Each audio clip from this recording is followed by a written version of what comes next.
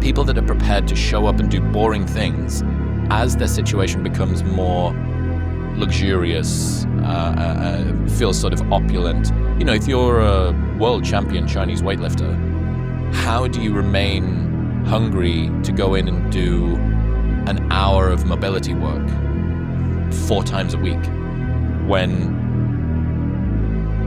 you have your meals cooked for you and you've got a custom built pillow and stuff? And that preparedness to accept, no matter how good I get at this thing, I will always have to do boring shit. One thing you can't escape is that to be good at anything, you got to put the hours in. It is hard work. I mean, look, yes, people win the lottery. You hear about these crazy success stories, but they are one in literally a billion. I mean, for me, the majority of people I've met who haven't inherited anything, but have just built something on their own. They've done it because they're talented, they've got great instincts, and importantly, they have really, really put the hours in. And that's not a bug, it's a feature. And not only is it a feature, it's a source of competitive advantage, because as things get more salubrious, as you raise up through the ranks, other people will have the same thought that you do, which is, I shouldn't need to do this shit anymore. You go, okay, so if you can continue to lean into the stuff that you did at the start, at the end, that's where the competitive advantage lies. When no one's watching, I work harder than when they're watching. And thinking about it like that has given me this persistent and ever-present scorecard or third party that's like, no one's watching, which means now you have to work because otherwise you're full of shit. But like, you look at somebody like Steph Curry, and you see this guy, you know, shoot the ball from almost half court, trumping on the side of his thing, and he doesn't even look. He turns around and just waves because he knows it's in already, and there's swish, and the crowd goes crazy. And people look at that and go, he's unbelievable. He's unbelievable. He's unbelievable. He's the greatest three-point shooter in history. There's no one like him. But what they don't pay attention to is that isn't like a little gift, right? He shoots 500 shots every single day, never less than that, 7 days a week, for more than 15 years, his 15-year professional career. He's been doing it since before he was in college. His dad really trained him. I tell people, you get rewarded in public for what you practice in private. The vast majority of successful people have one thing in common, which is they're consistent. And consistency, you cannot see in a snapshot. Because tomorrow, I got to go back to the grind. And tomorrow, I go back to the grind again and again and again and again. You can't see consistency in a soundbite. You can't see consistency in a reel. And so consistency is one of those things I think you talk about, unlearnable lessons. I think they are difficult to learn without large amounts of exposure. You have to be open-minded to the possibilities that I can do this. Once you shut your mind down to the possibility that it can be achieved, there's no way it can happen. So that's why my eyes and my body light up about things, because I know that if you're in a fight, you have to attack. You have to keep attacking. The enemy has to know he is not going to give up. You must break the soul of whatever the fuck is in front of you. Which is what I think a lot of it boils down to. Do you actually want to do this or not? Do you actually want to do this or not? Because if you actually want to do it, what's going to stop you? Nothing. And if you don't really want to do it, what's going to stop you? Just about anything that comes up. Just about any obstacle that gets in your way becomes an excuse. It becomes a reason, it becomes a rationale for not proceeding down that path. It's like there are a lot of talented people who never make it because they don't have the work ethic to make it. It's not just talent. Like, talent's a piece. Yeah. And you could argue for some people, the work ethic trumps the talent. The bottom line is that if you're talking about beating everybody else on the planet to a thing, what you're actually talking about is what are you prepared to sacrifice psychologically, physically, existentially, relationally, socially, in terms of your self-esteem, your confidence, everything, right? All of that. Because if there's even a part of you that's thinking, well, I'm going to do this, but I'm going to balance it because I want to feel satisfied, I want to feel comfortable with myself, and so on and so forth. That's fine for as long as it contributes to your performance within the domain that you're competing in. There's very few people in this world who want to do a job like that. And it takes a different kind of mindset. Is it tear gas appropriate? I don't know.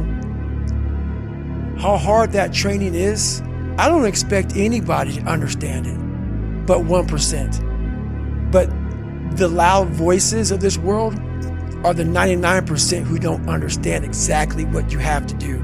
People need to suffer. It is an actual requirement of life, and is the fiber, the DNA of love. Real love and true love and in perpetuity can't exist without suffering.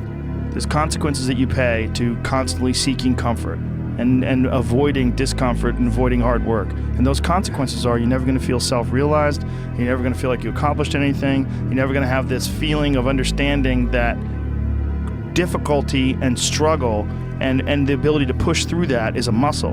And you develop that muscle Correct. by doing it. And once you do, you develop a lot of self-satisfaction and you develop peace of mind and you understand that you can overcome obstacles. If you don't have to overcome obstacles, you never know whether or not you can. People want to find their passion, but you don't find it, you create it. And you create it by getting good at something.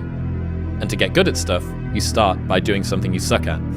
Then you get good, then you like it, then people ask how you found your passion. Answer, by starting when you sucked and not giving up.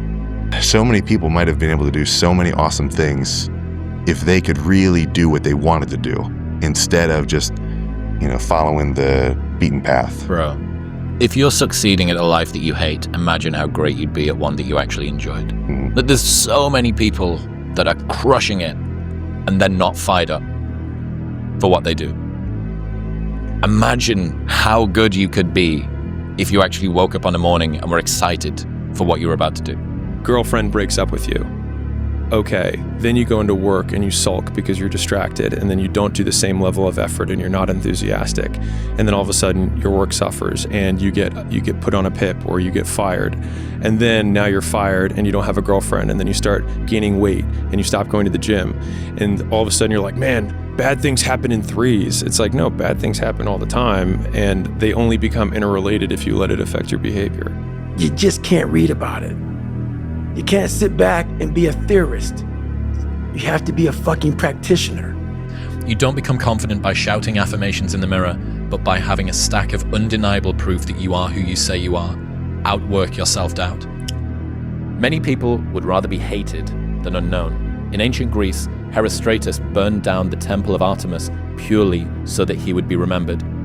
Nowadays, we have nuisance influencers who stream themselves committing crimes and harassing people purely for clout. Guess what, baby? Part of life is about getting hurt, about failing and getting back up and dealing with adversity and setbacks and realizing that what you thought was a short path is actually going to be the long path to success, and you're going to have to take that journey if you really want it, right? But I had this crazy voice in my head saying, over there is where the fucking answers are. And I didn't want to listen to it because over there was pain. Over there was me looking in the mirror. Over there was me being accountable for all these things that went through my life. Even though people put them on me, it's now mine to own. And I didn't want to go over there by myself, but I had to. You don't have to feel good about it. You just have to keep going. The feeling will pass, but you will remain. You are greater than your feelings. Going to bed late and waking up early to work for a few days won't kill you. You're not going to burn out. You're doing what it takes. If you're one of those people that push work-life balance, just remember, the people who like working a lot don't care. I've never regretted trying harder at anything ever. Hard times last long, but an epic story feels like a lifetime. Like, yeah, you're going to blow some stuff. You're going to make some bad decisions. You're going to screw some things up. Yeah, that's kind of cool. Like, those make for good stories, man. Mm-hmm. Go get them. Go make them happen. Mm-hmm. Don't sit around being afraid that you might screw something up. You're going to screw something up. That's guaranteed. Go do it. Get a good story out of it. Every day when you get out of bed, life's standing right there to kick you in the fucking face, man. Could be anything. Could be you get up and you walk downstairs, you got a fucking flat tire and you're late for work and you got this and that. Life is going to throw all kinds of crazy shit at you, right? And you have to be ready for it, and you got to fucking deal with it. You can't curl up into a ball. You can't run away from it. You can't hide. You have to take all this shit head on. How can you not stop and be like, bro, I'm the only one. I am the only one paying the price. I am the only one doing what's required. Everybody else is sitting at home eating Doritos, and I am out here in the snow getting better. How can you not be excited about that? Victims see their past as their fate. Champions see their past is their origin story.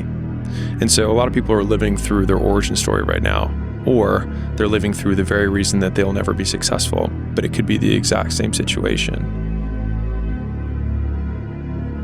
And the only difference between either character is the actions they choose to take, which means that if you're, using Joe Rogan's frame, waking up in your main player character today in this moment,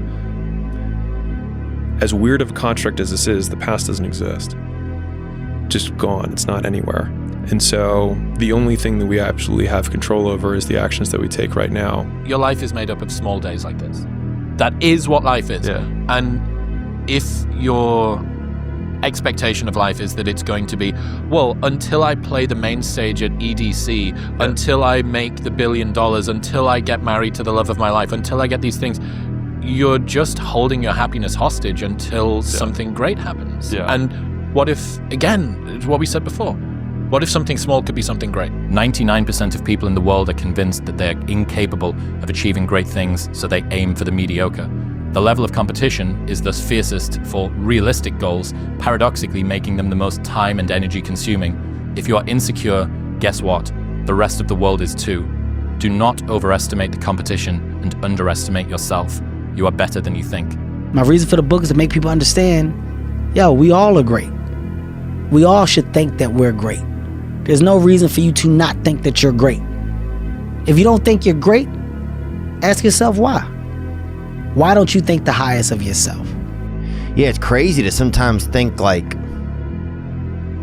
what can happen if we decide, I'm going to see what happens when I decide that I am qualified. What happens when I decide for myself that I'm going to do something different? The biggest risk to your future isn't your competition. It's the distractions you insist on keeping in your life, rather than doing the things you know you should be doing but aren't. People delay doing things they don't like for longer than it takes to do them. And so I do think it's important to say that if you're struggling, if you're frustrated with yourself, if you're at that point where you're so sick of yourself and your excuses, I've been there, Stephen's been there. This is a normal part of the human experience. And at some point, either the pain is going to get big enough, or you're going to bump into somebody's story somewhere on this planet who has been in the position that you're in right now, facing the stuff that you're facing right now. And there is something about their story at this exact moment in time that will ignite something in you that is missing. And what is missing in you right now is hope. Because when you're stuck and when you are on a downward spiral, whether it's just in your own head or it's in self-destructive behavior, the thing that's missing in your life is hope. You don't believe right now that anything is going to make a difference. You're not in enough pain. I've said that to plenty of people who go speak, and someone's like, how do I get motivated? I'm like, you're not going to get motivated. Like, you have to hate. For me, I automatically go there. I'm like, you have to hate something. Like, for me, I just hated my current existence. And so for me, that was powerful enough to get me out. You want to reach your goal? How to reach the goal the quickest?